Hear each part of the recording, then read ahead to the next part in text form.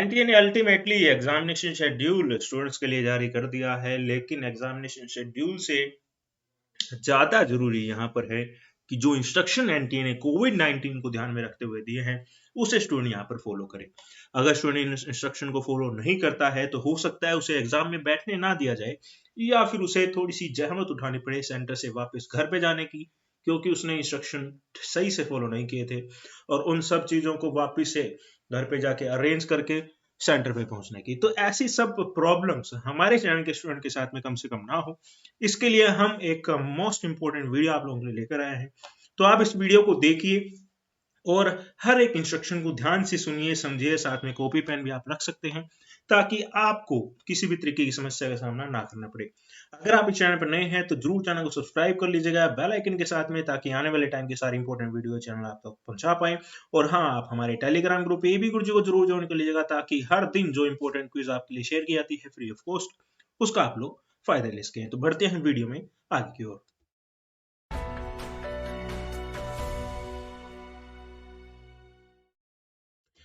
यहाँ पर दोस्तों बहुत सारे स्टूडेंट के हमारे पास में मैसेज आते हैं कि सर सेल्फ डिक्लेरेशन फॉर्म क्या होता है, सर हमने वैक्सीन लगवा ली है या वैक्सीन नहीं लगवाई है तो उसके सर्टिफिकेट को हम साथ में लेकर जाएं, हमने वैक्सीन नहीं लगवाई है तो क्या हम एग्जाम दे सकते हैं नहीं दे सकते। उन सब चीजों के बारे में काफी हमारे पास में मैसेजेस आए हैं। एक और इम्पोर्टेंट क्वेश्चन जो हमारे पास में स्टूडेंट्स का आता है वो है कि एडमिट कार्ड को कलर प्रिंट आउट करना है या ब्लैक एंड व्हाइट करना है। और भी बहुत सारे क्वेश्चन है, तो उन सब क्वेश्चंस के आंसर आपको इस वीडियो में देखने को मिलेंगे। तो आपने अगर इस वीडियो को लाइक नहीं किया है तो लाइक जरूर कर दीजिएगा, क्योंकि आपका लाइक मुझे बहुत मोटिवेट करता है। सबसे पहले मैं बात करता हूं सेल्फ डिक्लेरेशन की, जो कि मोस्ट आस्क्ड क्वेश्चन हमारे लिए है। आप जब अपने एडमिट कार्ड को डाउनलोड करते हैं तो वहां पर ही आपको सेल्फ डिक्लेरेशन फॉर्म देखने को मिल जाएगा। एडमिट कार्ड के अंदर ही है, अलग से कहीं से भी डाउनलोड नहीं करना है। ये सेल्फ डिक्लेरेशन क्या है, ये बता रहा है कि मैंने क्या क्या किया है पिछले 14 दिनों के अंदर, यानी लास्ट 14 डेज के अंदर मुझे कफ था, फीवर था, ब्रेथलेसनेस थी, कुछ भी चीज था तो वो मैं यहाँ पर टिक कर रहा हूँ। अगर आपको इनमें से कुछ भी नहीं है तो आप इसे खाली छोड़ देना। अगर फीवर था तो टिक किया, कफ था तो टिक किया, ब्रेथलेसनेस नहीं थी तो इसे छोड़ दिया, सोर थ्रोट रनी नोज था तो टिक किया, नहीं था तो छोड़ दिया। इसी तरीके से अगर आपको किसी में भी कुछ भी समस्या नहीं थी तो सभी को आप छोड़ दो। इन 5 के अलावा कोई अन्य था तो उसे आप यहां पर मेंशन करो और यहां पर टिक करो। उसे मेंशन किया और टिक किया। अगर किसी भी तरीके की प्रॉब्लम थी नहीं लास्ट 14 दिनों के अंदर, एग्जामिनेशन सेंटर पहुंचने से पहले वाले 14 दिनों की बात कर रहे हैं, तो इन सबको आप खाली छोड़ देंगे। उसके बाद में जो अगला पॉइंट है वो बताता है कि कोविड 19 के पेशेंट के संपर्क में अगर आप रहे थे तो उसके लिए टिक करो। अगर आप रहे थे तो टिक करेंगे, अगर नहीं थे तो इसे खाली छोड़ देंगे। वो भी संपर्क का मतलब 15 मिनट से ज्यादा की बात कर रहा है और 1 मीटर से कम की दूरी थी, उसे ही संपर्क का मतलब कहा गया। ऐसा नहीं कि फोन पे बात की थी तो भी, ऐसा नहीं होता है, वो यहाँ पर था। अगला एक पॉइंट यहाँ पर जो नया डाल देगा है, पिछले बार नहीं था, not been in close contact with a person suffering from कोविड-19 and not under mandatory quarantine. तो आप अगर क्वारंटाइन पे नहीं है और आप कोविड-19 के पेशेंट नहीं है तो आप यहाँ पर टिक करेंगे। तो ऑन एन एवरेज अगर अपने बात करते हैं मोटा मोटी तौर पर, तो मैक्सिमम स्टूडेंट का इसी के अंदर टिक होने वाला है कि उसके कोविड-19 नहीं है और वो क्वारंटाइन नहीं घोषित किया गया है। लास्ट 14 दिनों की जर्नी के बारे में आपने बताना है कि अगर आपने जर्नी की है तो पहली सिटी का नाम, दूसरी, तीसरी, चौथी, इन्होंने ज्यूम किया कि 4 से ज्यादा सिटी नहीं होगी। अगर आपकी 4 से ज्यादा है तो घबराने की बात नहीं, 4 डाल देना, वही बहुत है। विजिट किया उस जर्नी कंट्री, सॉरी कंट्री भी हो सकती है खैर, पर मैं ज्यूम करता हूँ पेपर से पहले कौन जाएगा। जो भी था वो यहाँ पर आप डालेंगे, और वहां से कब वापसी की थी ना, date of arrival in the centre city, वो आपने यहाँ पर डालनी है। जैसे मान लो मैंने दिल्ली विजिट किया तो मैं यहाँ पर दिल्ली डाल दूंगा, और मैं वहां से वापस कब आया, जैसे मान लो एग्जाम 20 तारीख को है मेरा और मैं वापस आया हूँ 15 तारीख को। मेरे गंगानगर में रहता हूँ, मैं गंगानगर में आया 15/11/2021 को। तो मैंने यहाँ पर इस तरीके से इसे फिलअप कर दिया है। बस ये इतनी सी बात, कुछ ज्यादा नहीं है। आई एम सॉरी। आगे की ओर बढ़ते हैं। तो यहाँ पर लिख रखा है कि भाई हेल्थ एंड वेलबींग को ध्यान में रखते हुए सेंटर वाले आपको प्रीमाइस में एंटर करने से रोक सकते हैं। तो ये चीजें यहाँ पर इसीलिए भरवाई गई हैं कि अगर आपको प्रॉब्लम है और सेंटर पे भी आपको प्रॉब्लम लग रही है सेंटर वालों को, तो वो आपको एंट्री देने से रोक सकते हैं, पहले इन्होंने बता दिया है। तो आप अच्छे से ध्यान रखिए अपना इन दिनों के अंदर, बहुत इंपॉर्टेंट दिन आपके लिए चल रहे हैं। आगे की ओर बढ़ते हैं तो यहाँ पर बता रखा है कि दूसरे तीसरे पेज के ऊपर जो इंस्ट्रक्शन दिए गए हैं वो अभी मैं आपको दिखा दूंगा, उन सबको आपने पढ़ लिया अच्छे से। और यहाँ पर आपने अपनी फोटो लगानी है जो एडमिट कार्ड में ऊपर की ओर दी गई है, वही सेम फोटो लगानी है जो एप्लीकेशन फॉर्म भरते वक्त आपने दी थी, वही सेम फोटोग्राफ यहाँ पर आपने लगानी है।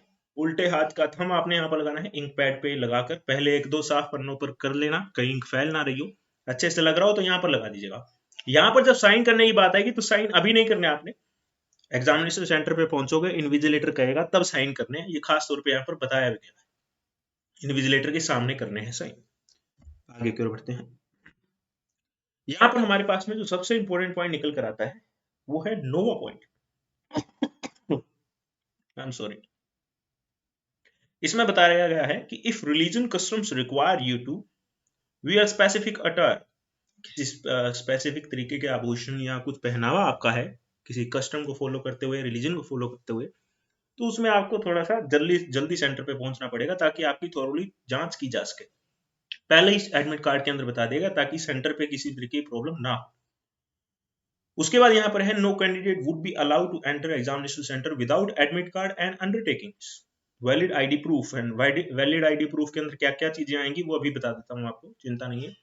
Proper frisking, frisking through hand, मतलब आपको टच नहीं किया जाएगा, आराम से दूर से ही चेकिंग कर ली जाएगी, कोई दिक्कत की बात नहीं है। एडमिट कार्ड और वैलिड आईडी प्रूफ यहाँ पर होना चाहिए। अगर पीडब्ल्यूडी कैंडिडेट है आप तो उसका सर्टिफिकेट भी साथ में लेकर जाना है, वो भी पॉइंट यहाँ पर मेंशन किया गया है।